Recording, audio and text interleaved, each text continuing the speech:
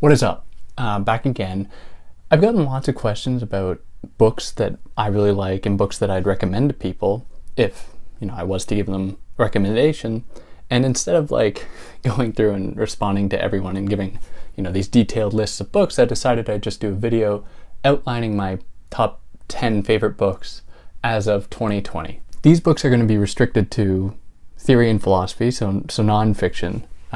Don't get at me about theory fiction or any of that, because I'm not going to enter that debate.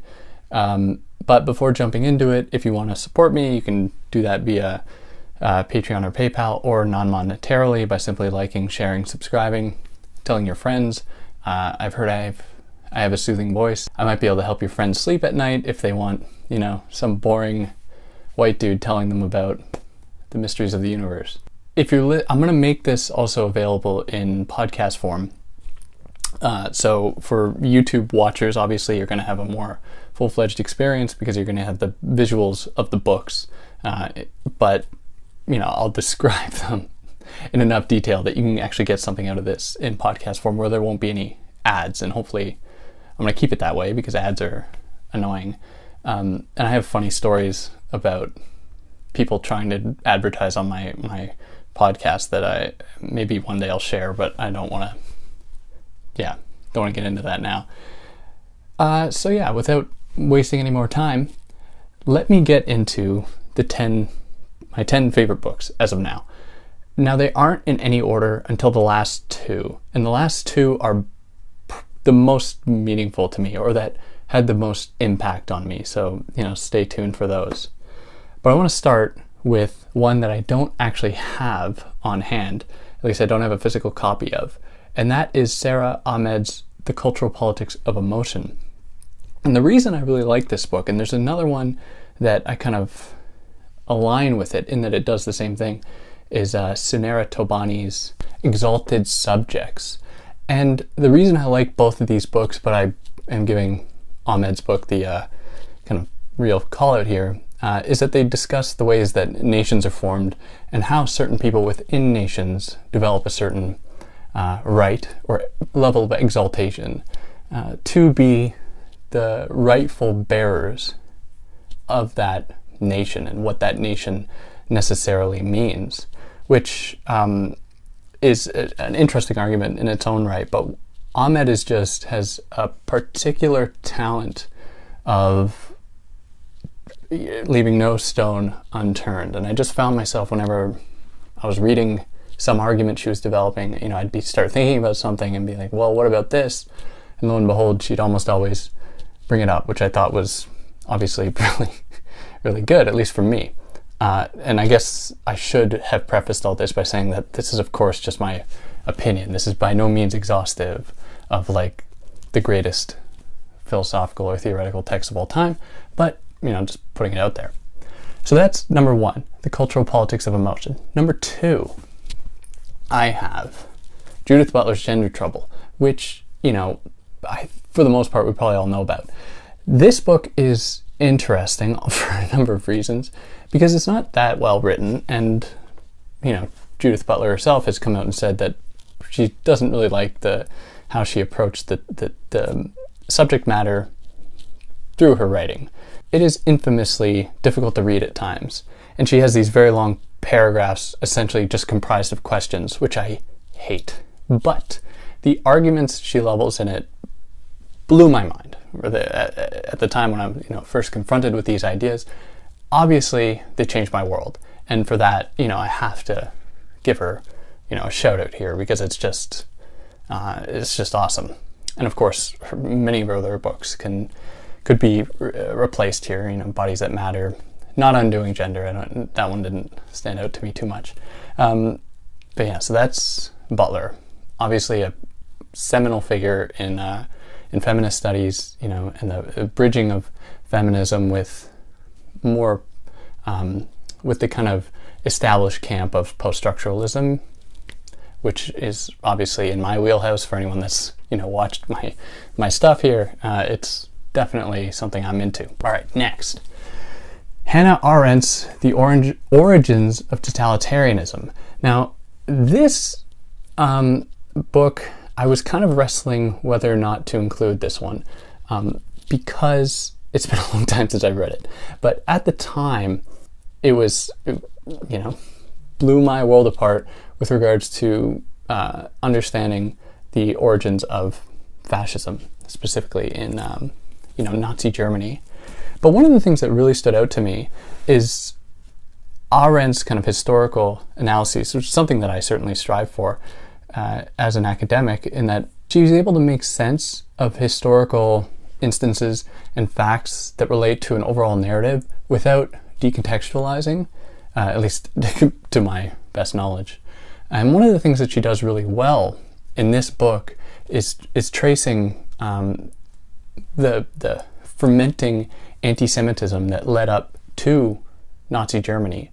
Because I think that we're all too willing to say, wow, those anti-Semitic Germans, when in fact all of these other countries around them, all across the world, anti-Semitism was entrenched within their very kind of political and social ethos. She gives all of these kind of historical explanations as to how it could arise. Finally, in the conclusion, in the final paragraphs, in the final chapters, she really develops her idea about loneliness being a precursor to totalitarianism, which is obviously extremely relevant. And this is for anyone out there wanting to write an essay, what can be said about today's predicament? Does the internet foster loneliness, or does it not? That might lead to fascism in this way. Has it contributed to the emerging pretty well fascist regimes all across the world? Leaving that out there. I'm sure it's already been written, but I just don't know. All right, next. And let's just say, Deleuze and Guattari's 1,000 Plateaus.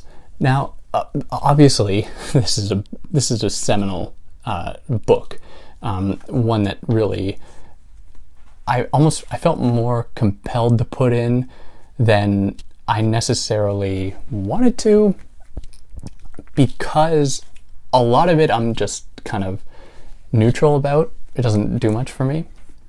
But the chapters that deal with the earliest state formation, so those are the chapters on the war machine and apparatus of capture, including, maybe one of the chapters dealing with the body without organs, were, just completely expanded my horizons. And so it's for that reason I couldn't ignore it. And I would like to just say, additionally, I have an undying interest in archaeology and kind of early anthropology dealing with the emergence of states. And some of my own work might kind of intersects with that. And so I obviously am motivated by that. But Deleuze and Guattari are really good at bringing out the wackiness of human society that I think a lot of people try to shy away from, or that they try to, whitewash in favor of positivist historical developments that, obviously just make clear sense. Deleuze and Guattari are all over the place, and that's one of the things I certainly like about them, in that they're really playing out what they're describing. This kind of deterritorialization, developing these lines of flight, these rhizomatic movements that allow for a kind of newness or possibility. Now, the next book is probably the most complicated one, and one that whenever I return to, I'm always like, I got that totally wrong the first time. But that's Homi Bhabha's The Location of Culture. If you've ever tried to read this book, you'd know exactly what I mean. It is so unbelievably complicated. It belongs to the realm of kind of post-colonial studies, critical race theory, but it is just most of the time beyond my comprehension. I would also just like to say that Bhabha is not the most generous writer, in that he doesn't make it quite as accessible to his readers as I think he could have. But, with that being said, the arguments that he levels are really interesting to me, because they just totally reshaped the terrain of post-colonial studies that was, for a while, looking at the work of Edward Said, really focused on a kind of top-down understanding of colonial relations, which is obviously a big part of colonization. But Baba kind of turns it around and says, well, it's not as though identity is just is kind of bestowed upon colonized subjects by a colonizer. Like, that seems too reductive. In fact, there's a kind of, what he calls a kind of hybridity occurring. Now, he doesn't say that to try to diminish the effects of colonization. Absolutely not, nor the power of colonizers upon colonized bodies. But he is saying it to at least nuance the discussion, to give us a better understanding of the situation at hand and its, three-dimensional characteristics. Three-dimensional character. And next should be no surprise to anyone that's listened to any of my stuff. And I was really unsure which text of his to put, but I decided to go with Fatal Strategies by Jean Baudrillard, who is someone whose work I've dealt with quite a bit. And, I've covered pretty much every one of his books on this channel or this podcast. But this text for me, it's really hard for me to choose which one, because I had to narrow it down, because he has like 35 or 40 books. But this text is the one in which I feel he just sprouts as a kind of quote-unquote radical thinker, moving beyond the traditional camps of what I'll just call theory into a new kind of what you would call radical theory. And it's because of that, at least it's because of this book being that kind of first push in that direction, that I really cling on to it. And in this book, he discusses a wide range of topics from, terrorism to chance, which might seem strange, to obviously, simulation, to the media, to all these different topics, and really gives, in my mind, one of the first real expositions into power. I know that's kind of a slippery term to use in when considering Baudrillard. When considering power in relation to mass media, in relation to terrorism, in relation to simulated communications and whatnot, that still hasn't been fully unpacked. And this book is riddled with mysteries. It is by no means easy to jump into, and if you're looking for a book to start out with Baudrillard, it might not be the best place to start, because I still wrestle with some of the ideas, but it's very rewarding if you can actually sit down and really grapple with the ideas that he develops. Now, probably my favorite writer, well, that's not true, but I can't not give him the amount of credit he deserves, but that's Michel Foucault and Madness and Civilization. So Madness and Civilization was, I guess, his first book, or I guess this was his dissertation. And the thing about Foucault that I like, that I find is forgotten or not really considered as much, are the little insights that he sprinkles into his analysis when he's discussing the treatment of quote-unquote mad or the mentally ill, where he describes that they're treated like subhuman animals, or he discusses them in terms of what he calls a kind of, or this might be in relation to prisoners, but in any case the same can be said. He refers to them as being held in a kind of inverse exaltation. So they are praised, exalted, but in a negative way, because of their relationship not to doing something good, not their having done something good, but they are exalted because of having done something bad, and therefore being closer to death, and therefore being closer to God. So they are the sign of God's existence, further having done something wrong. So it was it was prisoners. But it's those little moments that I find Foucault the most interesting, and they happen throughout. And I feel like a lot of the time those little nuances get lost in favor of, discussions about power, governmentality, these kind of big overarching ideas.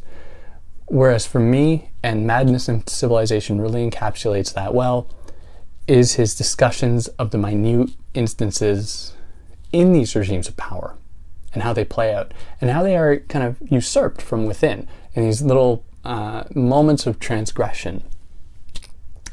Next, this is number 8 to keep you on track. And this one is a little bit, might seem like it doesn't really belong because it's not really a kind of single authored book per se. I guess neither is A Thousand Plateaus, but anyways, this is more of a overview of a field, but I have to give it credit because it did wonders for me. And that's Annie Alumba's Colonialism / Postcolonialism. And it is just a wonderful introduction to the field of postcolonialism that, even though I say is an introduction, does not shy away from the more complicated ideas, bridging Homi Bhabha's work with, Jacques Derrida and a whole slew of other thinkers to make sense, of course, like Spivak, to make sense of colonialism and its effects. And the reason I included it is just because it is such a wonderful introduction to that field. Now, the last two, and these ones are without a doubt my favorite, the best of the best in my mind as of 2020. And they are, well, I'll present them one at a time. Immanuel Kant's Critique of Pure Reason. If you haven't read it, I don't know what you're doing. It was the thing that I was like, why would I read that?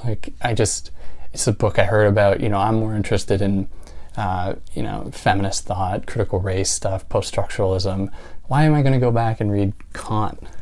Thank God I did, because it blew my mind.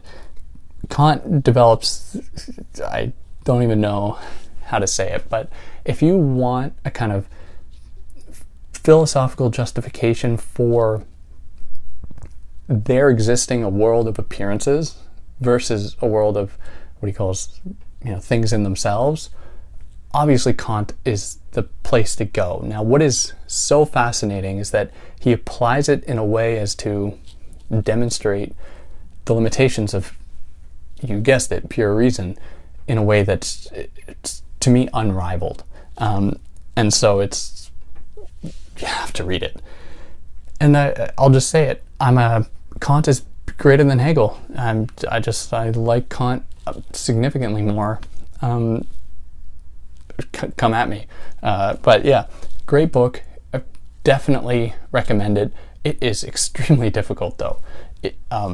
You're going to have to be reading it with some kind of aid or summary alongside in order to make sense of some of the interesting language. He was developing these neologisms in German to try to really develop his argument, but holy God, it is worth it.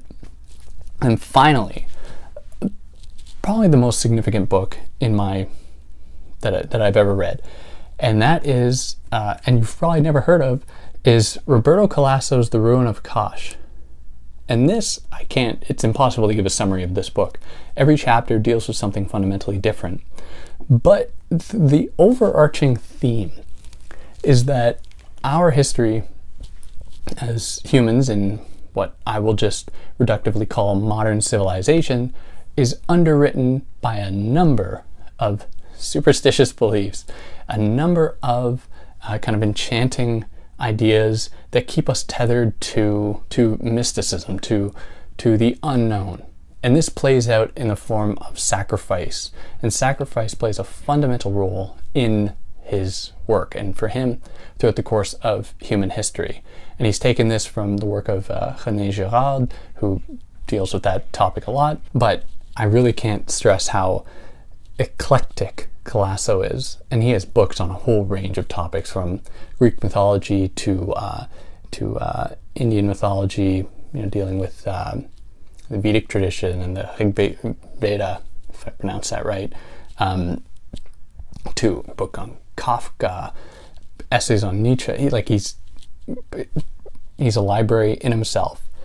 And this book, deals with the French Revolution to Marx, to a woodsman and a fisherman and the random people in the forest, to Max Stirner, to Nietzsche, to scientific lab developments. It's so eclectic, and for that reason, it blew my mind on a number of different fronts. And he's just a wonderful, wonderful writer, Italian-born writer, fluent in English, Italian, German, I think, and his wife too is extremely famous in Italy. Fleur, I don't know how to pronounce it right. Jaeggy, who's she's a literary person. She writes fiction books, but she's another big figure in Italy. But yeah, Colasso's The Ruin of Kosh. If you were to read any one of these books, that would be the one I'd really insist upon. But it is incredibly difficult. You really need to have Wikipedia open to approach it, because it's just really it's so eclectic that you're going to need some kind of aid to help you understand what he's talking about, because he's just that, he just draws upon that much material. And that's more or less it, my kind of the books that stand out to me the most. I might do a fiction one at some point, but I don't know. But if, whatever. If you like what I did here, like, share, subscribe. Give me your recommendations for books. I'd love to hear it. And then click on one of these sides for video recommendations, whichever one happens to be where they go. And yeah, I'll catch you next time.